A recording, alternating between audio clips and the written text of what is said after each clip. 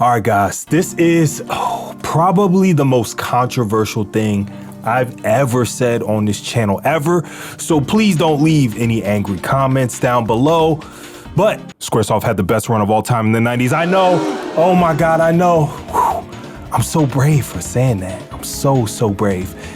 Golly, I've been bottling that up for a long time. But in all seriousness, no lie. 1990s, 2000 Square, specifically PS1 Square, was special. You had to be there, and I was there for the whole thing from the very early days where they were releasing things like Bushido Blade all the way to the end with things like Vagrant Story and everything in between. So this has been something I've wanted to talk about for a long time. I want to break down in a tier list, because it's been a minute, all of my favorite Squaresoft games from that era, rank them based on my personal opinions. So I'd love to hear yours down below as well.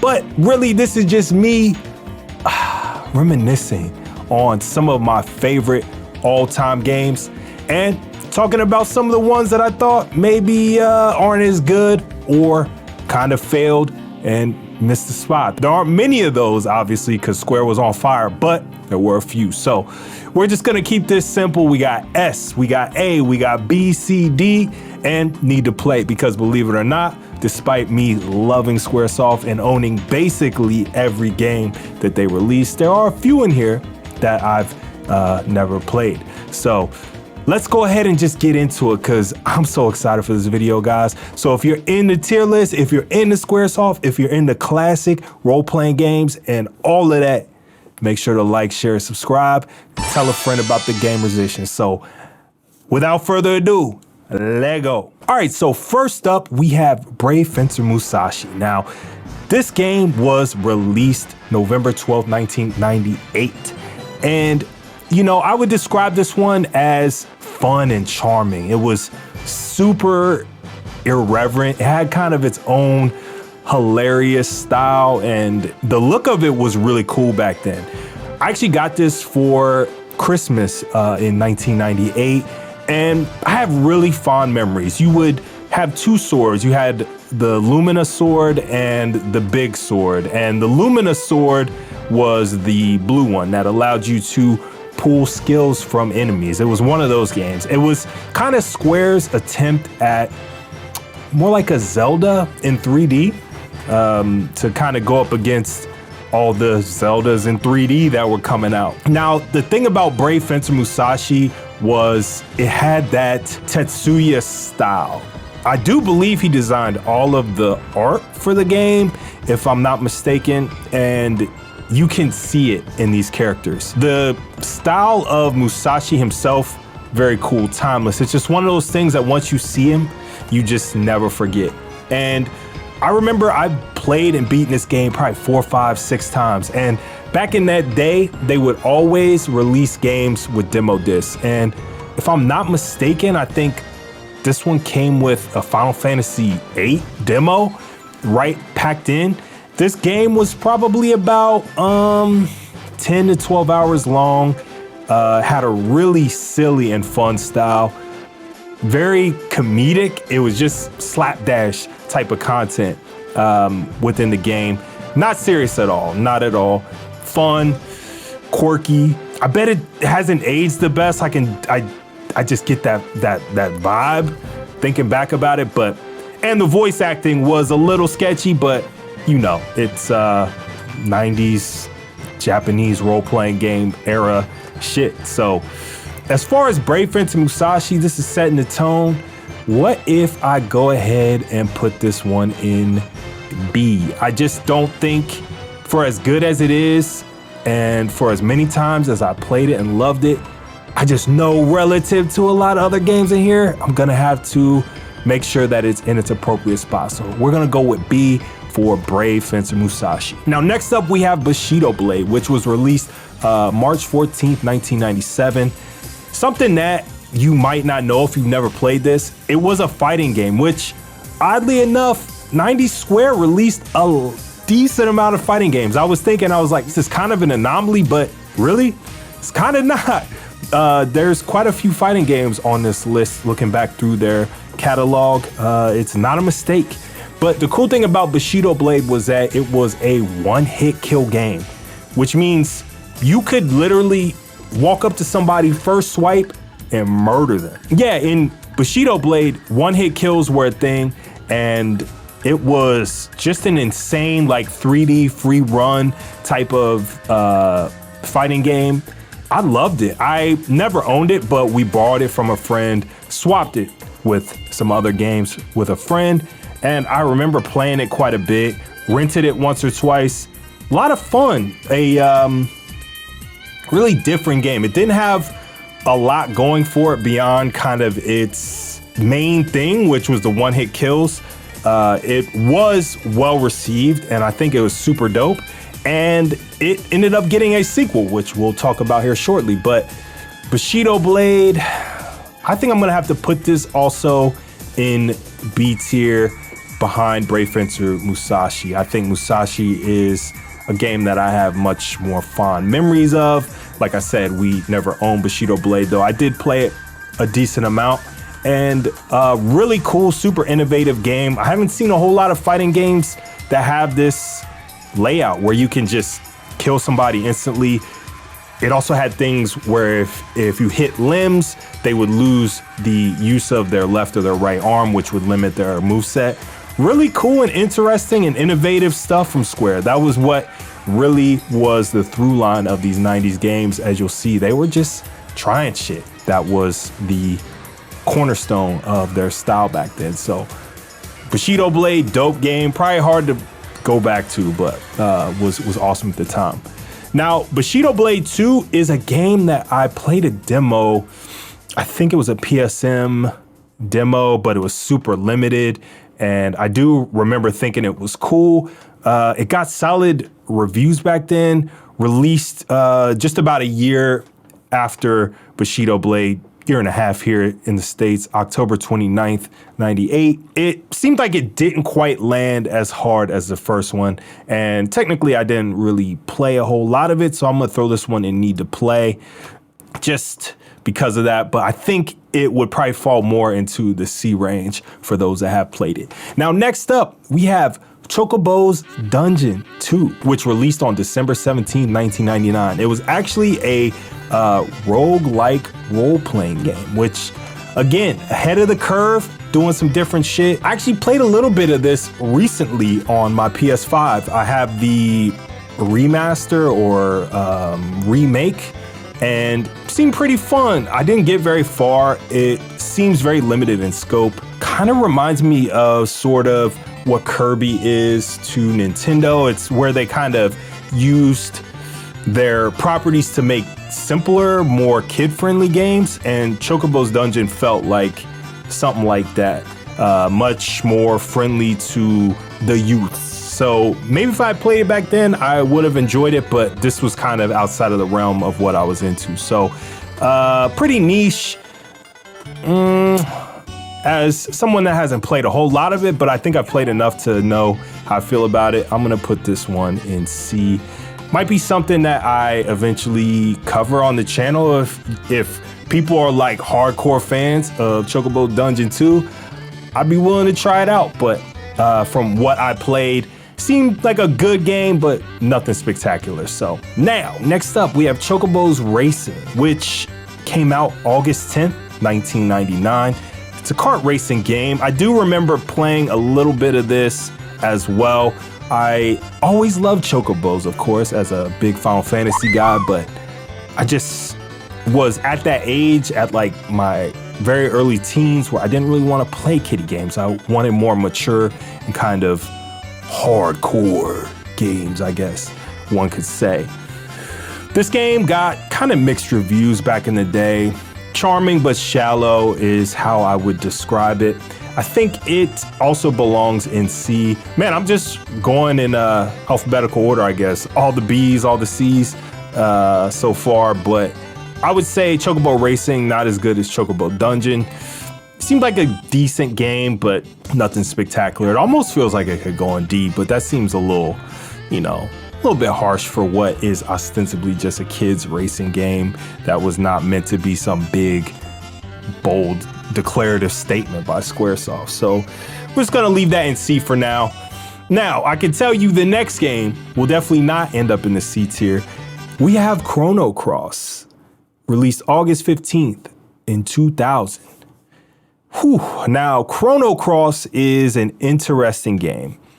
Chrono Cross has recently had a re-release, the Radical Dreamers version, and I do hope to review that. So if you guys are really interested in that, definitely let me know, because this was a game that I was super excited for. Believe it or not, until I played Chrono Trigger for the channel, I had never played the original. So I played Chrono Cross well before I ever played Trigger, and I loved Chrono Cross. I think it's one of those games that people kind of either love or hate, and then I feel like it's kind of gotten a little bit of a negative slant over the years because Trigger is so beloved, and I think Cross was such a different type of game in a different field that some people just couldn't get down with it. And I respect that, but I didn't have that baggage. And I loved Chrono Cross. Had some quirks. Some of the writing was weird, how they tried to use those accents, but the combat was amazing. I loved the layered attacking style of the combat, where you had a light, medium, and heavy attack. It was critically beloved. I think GameSpot gave it a 10 out of 10. And before we go any further, we have to say that it probably has the single greatest soundtrack that's ever been committed to a CD or anything, cartridge, whatever, for a video game. Chrono Cross is, listen, if you do not know Chrono Cross's music, just go listen to it. It's simply the best. Timeless, incredible, best soundtrack ever. I think in my head, as somebody that hasn't played much Chrono Cross since probably the early 2000s, right after it came out, I probably beat it, 2-3 times, because back then I was beating everything multiple times. And I love Chrono Cross, but in my memory, it's just not up there with their absolute greats. And so because of that, I'm gonna give Chrono Cross an A. It's not S tier. Has an S tier soundtrack. It's got a S tier soundtrack. But as far as the overall package of the game, it's an A. It's incredible. It's worth your time. Is it their very, very peak? Now that I cannot say. And because of that, I'm gonna put it in A. Now next up, Air Guys. God bless the motherfucking ring, y'all. Air Guys released March 16th, 1999. It is, yet again, a fighting game. It kind of spun off into the Bouncer. Very similar style if you've ever played the Bouncer. Kind of feels exactly like how it feels to play Air Guys. Air Guys was weird, man. You could play as Cloud, you could play as Tifa, you could play as Red 13. It had a whole dungeon crawler, which was actually super fun. It was also a roguelike, because all the floors were different. I played the hell out of the dungeon mode, and it had all this extra content. Sephiroth too. I mean, it was wild to have Cloud and Sephiroth fighting in a wrestling ring and just running around. It was kind of a free movement 3D fighter too, and I don't know. I used to love Air Guys, but I can totally understand its flaws. It's not a deep fighting game. It wasn't one that particularly controlled super well, but any fighting game that lets me cast Meteor and do the Omni Slash, I mean, and on Red 13, like, I don't know. As a kid, it was incredible, but I have played a little bit of Air Guys in the past, 5-10 years, and it's not the greatest game to play. So I think I'm gonna put this in a B. I think I liked it better than Bushido Blade personally. I can also see that it's not necessarily the better game, but it had so much else wrapped up in it. All the extras. It had so many cool different modes to try and have fun with, that even if the fighting game itself wasn't incredible, it extended itself in a lot of ways. So I'm gonna go ahead and give Ehrgeiz, God Bless the Ring, a B. Next up, we have Einhänder, one-handed, for those that don't speak German, such as myself. Einhänder. Anywho, this one dropped May 5th, 1998, and is a shmup. This is, to my knowledge, the only shoot 'em up that Square ever released. I actually have a whole script written about Einhänder. I played it about 2 months ago, and I really need to record it. So if you love Einhänder, let me know and I'll try to wrap that up. But Einhänder is a cult classic. It's praised for its polish and also its challenge. This game is damn hard. I forgot how hard it was, and I remembered that I never beat it. So I never owned Einhänder, but once again, I traded for it with my homie Rob. He had it, and we'd always swap games. So I played Einhänder a lot, and I never, ever finished it the first time around. Playing it now, it's crazy. It's if you've never played Einhänder, it's a super moody, like cyberpunk style shmup with 2.5D movements, and the camera will swing around. You have this arm that you can use to change the position of your gun. And if you're really good, you can use your arm to actually block shots, because one hit to the body of your ship and it's toast. There were multipliers for scores. There were so many hidden parts. The bosses are huge and take up the full screen. The music is just banger after banger after banger. I love the way that it used lighting. This was when Square was super duper incredibly innovative. Einhänder, when you play it now, it still feels like, I don't know, man. It still feels like new, man, and different and unique. And God, I wish they would remaster it or remake it or make a sequel, because having just replayed it recently, yeah, Einhänder slaps. Einhänder's so good. I'm gonna definitely put this in A. Definitely not quite up to snuff with Chrono Cross, but yeah, one of the, man, just absolutely incredible game all around.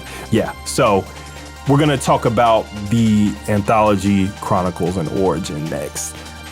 I'm gonna actually throw all of these in Need to Play, or, all right, so not exactly Need to Play, though I should probably make a new tier for like Will Never Play, because there's better ways to play these, and I've actually played a decent amount of the games that are in here.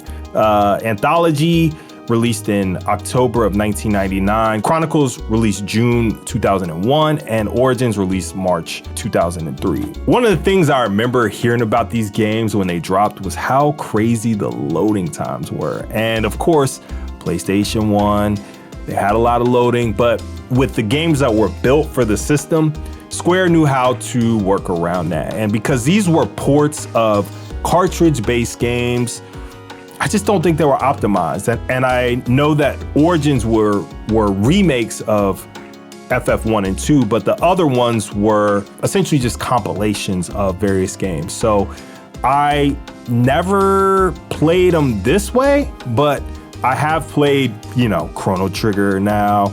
I am currently playing Final Fantasy IV.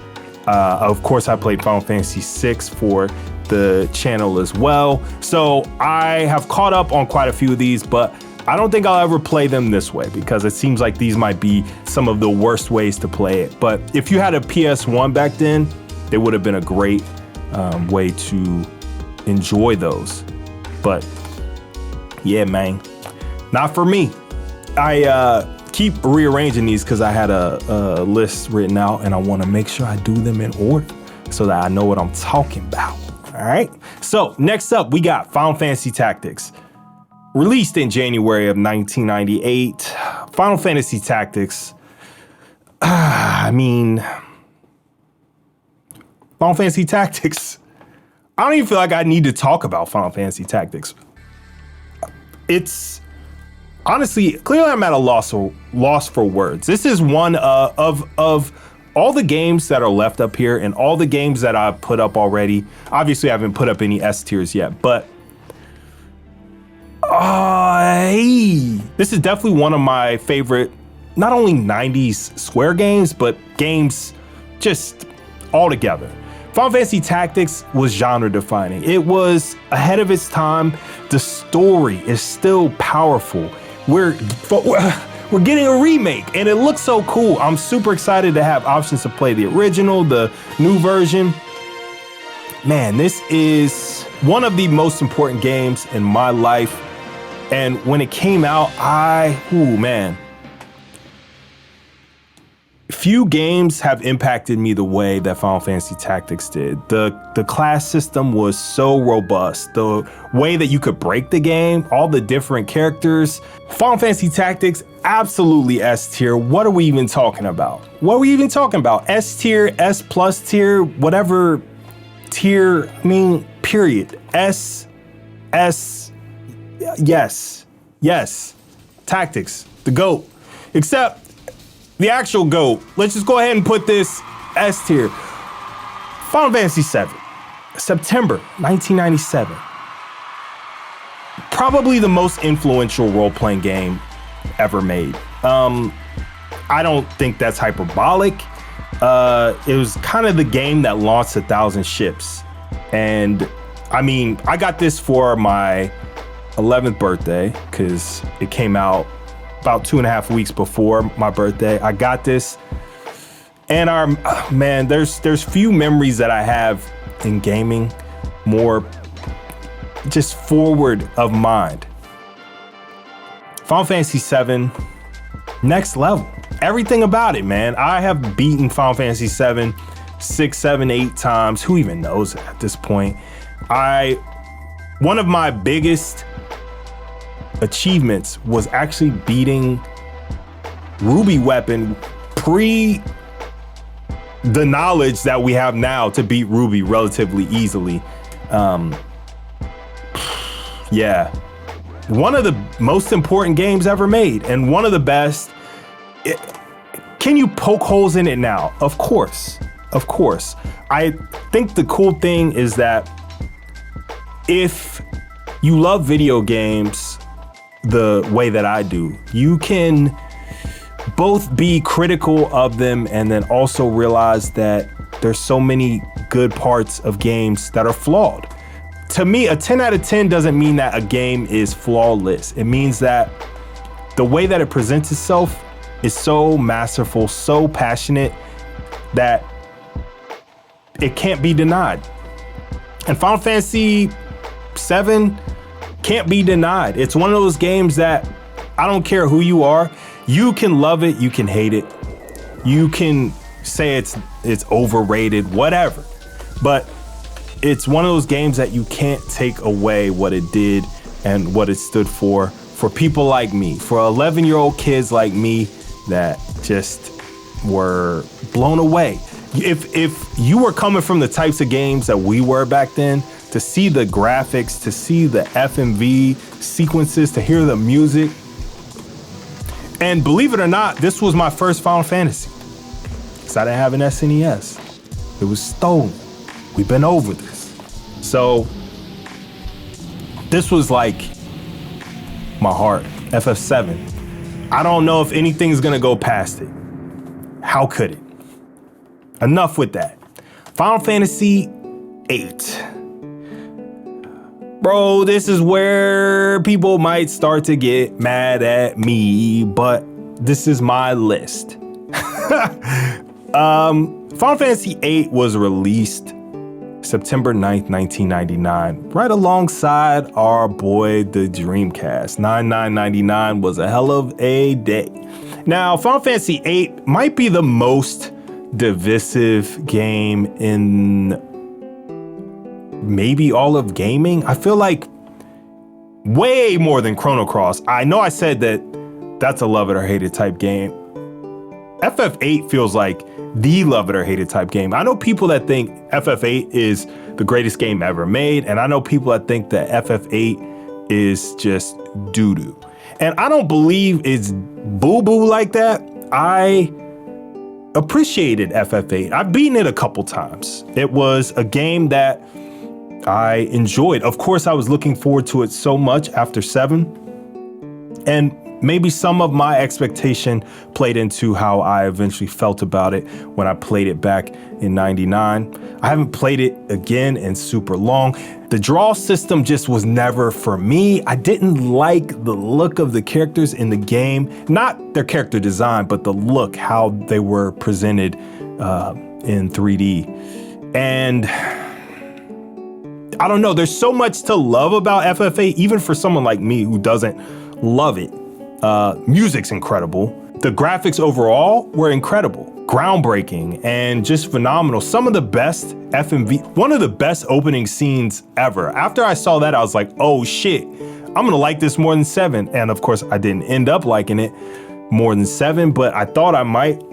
Drawing, come on, man, was not it for me personally. I just hated how the leveling system, but my issue with drawing was how when you would draw, it just like made you not want to use your magic. And I know now, we all know how it works and it's more well trodden, but back then it just was not for me. Triple Triad though, I might give this game an S just for Triple Triad. One of the best card games ever made. Boy. Again, this is my list. Your mileage may vary with Final Fantasy VIII. You might think it's their best game. You might put it in D. I'm not gonna do either of those. Like I said, I'm conflicted. There's so much to love about 8 for me, and there's so much that I don't love about 8. So I'm gonna put it in front of Musashi, because I do think it's an incredible game. All right, this is not pure slander. It's just the things that I don't like about it. If I really sit and think about only those, I might give it a D. But then I think about all the incredible aspects of 8, and it elevates. So the balance sheet kind of comes out to the middle for me. I would love to hear more about what y'all think about 8 down below, because I know people that think 8 is the GOAT, and it just ain't me. Now 9 came out in November of 2000, and definitely one of the best Final Fantasies. I think for me, 9 is better than 8 for sure. And I like that they took it back to the originals, but even back then, I didn't have the nostalgia around the originals, because like I said, I didn't play 6, 5, 4, 3, or any of the earlier Final Fantasies, and I really didn't get super heavy into role-playing games until 7. Though I had played games like Phantasy Star 4 and a lot of different games back on my Sega Genesis that were within the realm, but 7 really kicked it off. So I think I had become so I had played so many role-playing games in that span of time from 97 to 2000. Like in that time frame, I was a fiend. I was playing any role-playing game I could. So maybe it was partially burnout, but 9 doesn't really stand in my head the same way something like 8 even does. But I think internally, critically, I think 9 is the better game for me. So it's a weird conflict, because I probably only beat 9 maybe twice as well, but it doesn't really resonate inside of me the same way that a lot of other role-playing games of the era, and a few that we're gonna get to here shortly. But again, great game, love it. So much fun to play. This is hard, guys. This is harder than I expected. I definitely think it's an A. I don't think it's as good as Chrono Cross, but I do think it's better than Einhänder. So we're gonna put this in an A. This is a little bit of a respect pick, because while I do love Final Fantasy IX, when I played it, it just doesn't sit in my heart and my soul the same way some of these other games do. So I'm gonna put that there. Front Mission 3. I have not played Front Mission 3. Front Mission 3 looks dope, and I know we're getting a remake soon. So I would love to do a nostalgia for Front Mission 3 and play this here soon. Legend of Mana, I've played a little bit of. This game came out in June of 2000. I do remember that it has some incredibly sick looking visuals and music. The little bit I played, I loved. It was interesting to see PS1 Square when they would do 2D, because we'll see here in a little bit a couple examples of 2D games that they tried very different things between each game and the sequel and how different they looked. Legend of Mana looked sick, and I remember thinking, holy shit, that looks dope. I have played a little bit of it, would love to play it for the channel as well, but I'm gonna put that on need to play, and hopefully I can get to it at some point. Parasite Eve came out September 98. I actually asked for this game for my 12th birthday, and instead of getting that, my brother got me NFL Blitz.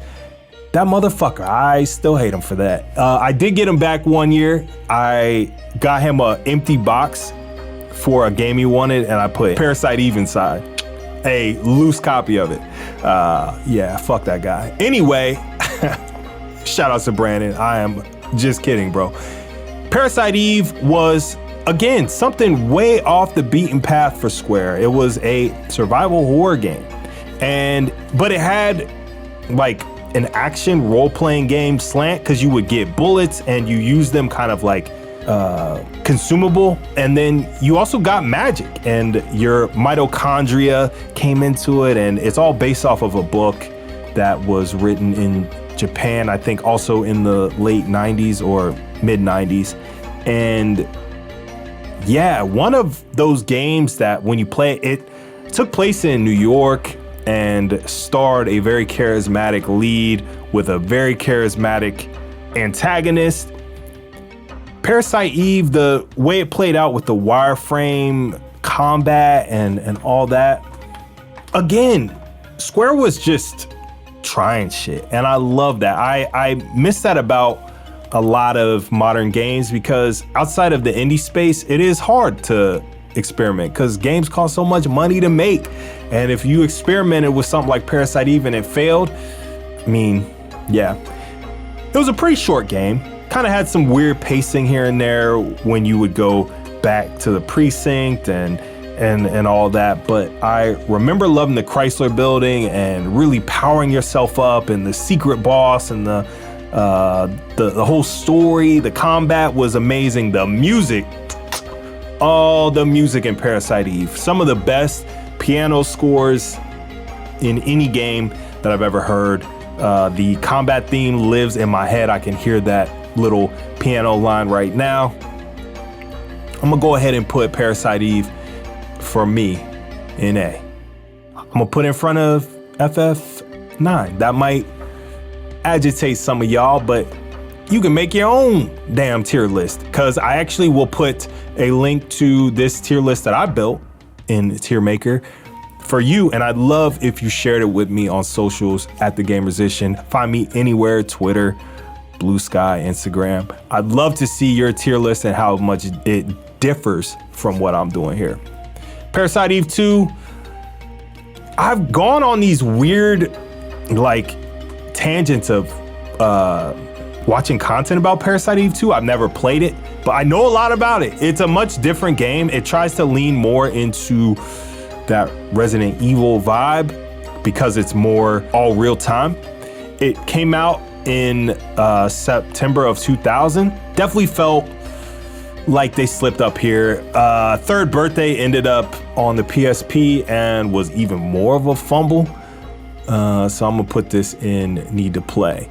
Saga Frontier, is a game that I actually have the remaster on my PlayStation 5 right now, because I think it was a PS Plus game or was on super dirt cheap sale, but never played it. I fired it up for about an hour and I was like, what in the fuck is this game? I don't understand anything. It came out March 25th, 98. Ambitious but directionless is how I feel like my memory of it. It felt like they were trying a lot, but not a lot of it really stuck. So I'm gonna go ahead and put this, of course, in need to play because I have not played it. Now, Saga Frontier 2 is a game that I have played, and this was a game that I was kind of referring to earlier when I said that two similar games with two very different looks. It's like Square was always experimenting with different looks and styles. Saga Frontier 2, such an intriguing game. It had like 3 or 4 different combat styles, a lot of esoteric aspects to it. Weird. There's LP, there's SP, there's HP. There's a lot of different variables that you have to manage. There's multiple lineages that when you do certain things in the game, you get different paths. So it's like super branching. Oh my God, one of the best art styles ever. I was blown away by the watercolor style of Saga 2. And bro, the music in Saga 2 is next level. Once again, it's music that I can hear right now. And just, man, lives up in my domski forever. Saga 2, whoo, man, weird ass game. I actually started playing it. Once again, I kind of dipped my toe to see what games I might want to play next for the channel. And I'd love to do a review of Saga 2 because they just put out that remaster. And I played it and I was like, man, this game is every bit as weird as I remember it being.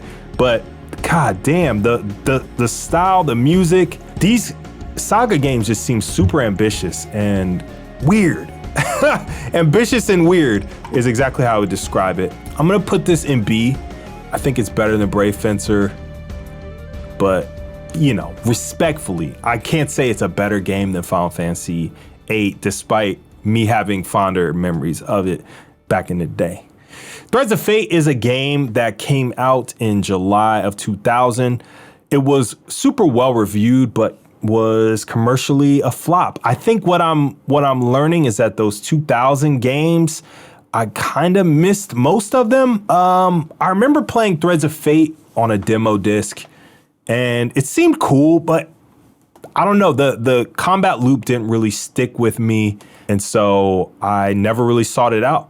So I got to put this one in needs to play. So that's all the need to play that I got here. So if any of these are interesting to you and you love to see me do a nostalgia for any of them, let me know down below which one would be the best to check out and do a full breakdown of. Now, Tobal number one. This game is kind of the pre-Air Guys. Had a very similar style, had a dungeon mode, a quest mode, sorry. It was called quest mode. A fascinating fighting game. Yet again, another fighting game. Came out on Halloween in '96 here in the States.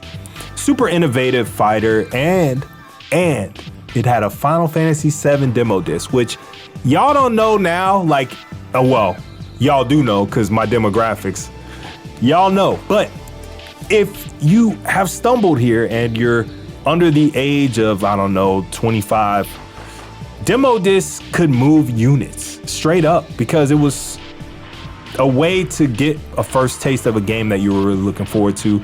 And Tobal got a huge sales boost because it had the FF7 demo packed in. I actually never owned it, but my brother and I would go hang out with some friends of my mom, and their son had Tobal number one. And I remember thinking, like, this game is super cool looking. It was 60 frames per second. It had that smooth shading style that I really think about when I think about FF7. So maybe some crossover in development methods there. Some weird ass characters, all designed by the GOAT himself. Rest in peace, Akira Toriyama. He was doing a decent amount of work for them back then. It was around that Chrono Trigger time. So he was the character designer. There was like a blue chicken man, a couple people that looked like Bulma and Goku-ish. Yeah, it was just like a really weird kind of, not exactly free-stepping 3D fighting game because it had sidesteps, unlike Air Guys, which was like movement completely free-form. I messed with Tobal number 1, but I feel like Tobal is somewhere in, I think, oh yeah, it's definitely better than Air Guys as a game overall. So I'm gonna put that right between Air Guys and Brave Fencer Musashi, right in that B tier. So as you can see, this is all skewing up. A lot of Bs, but the A's and the S's are about to keep coming. Because Vagrant Story, May 15, 2000, this game got a perfect Famitsu score. Of every Square game of this era, I think it's safe to say this one deserves a remake or a remaster the most.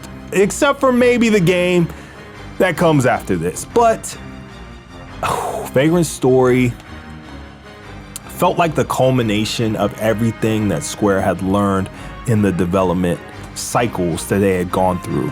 Obviously, it was a late era PS1 game, so it was up against things like the Dreamcast, and the PlayStation 2 was rolling out in Japan and soon to release here in the States. But man, it takes place in the same world as Tactics and eventually Final Fantasy XII. And this game just felt way ahead of its time. Way ahead of its time. The combat with the risk meter was weird and it could get really kind of repetitive. It was a tough game. It had these things where you could combine weapons and take hilts from one sword and add it to this sword, or the blade from this with the gems from this. And it was a very, very, very, very deep game that could be really hard to wrap your head around, especially, you know, when you're 14, 15 years old and kind of not really used to playing games like this, especially from Square. But the atmosphere of Vagrant Story, the graphics, to use like the rim lighting. I mean, what Square was trying with Vagrant Story, I think was just too ambitious for the hardware. And because of that, I feel like Vagrant Story deserves better. I would give anything to see a full-scale remake of Vagrant Story, or at least a loving remaster that kind of smooths out some of the edges of the combat system and explains things a little better, because I feel like I was flying blind through Vagrant Story a lot because it's not really very clear what anything does. So Vagrant Story, I think I'm gonna have to put this S, man. It's one of my personal favorite games of the era. Is it Square's very best game? No, but I think they were so on to something here. And it's such a good and well thought out game that, oh man, it's kind of frustrating. Not quite as frustrating as the next game here that we're here to talk about, the last game, Xenogears. October 20th, 1998, cult classic. One of the coolest storylines to have the religious slant. Man, back in the day, I was blown away by this. Love Xenogears. One of the best combat systems ever too. One of the best combat, whether you're in your gear or out of your gear. Crazy. Incredible animation. The music is next level. But disc 2. Fucking 2. They ran out of money, guys. They ran out of money. They could not finish this game, and there's schematics on how to finish this game. Like it's been laid out. They just didn't have time and they didn't have the money. And so Disc 2 feels like a completely different game. I couldn't believe it. It's like two different games. You just are like on this backdrop and there's a pendant swinging and there's hardly any combat. You know, you're just sitting there just reading text. Like, I couldn't believe. It's a pretty frustrating game in that way, but everything leading up to it, well, most everything, Xenogears definitely had some parts about it that weren't my absolute favorite, but between the combat, the characters, the story, the music. Speaking of the music, my next album, Better with Friends, is coming soon, and I have once again been joined by the incomparable Rachel Kamui, who has shared her gift of music with me once again. If you remember The Spine, this one is another banger from us. It's called Xenotears, which is a cover of a much sought after song from Xenogears. Speaking of shit that didn't get finished, why was this not in it? But anyway, here's a sample. I hope you enjoy.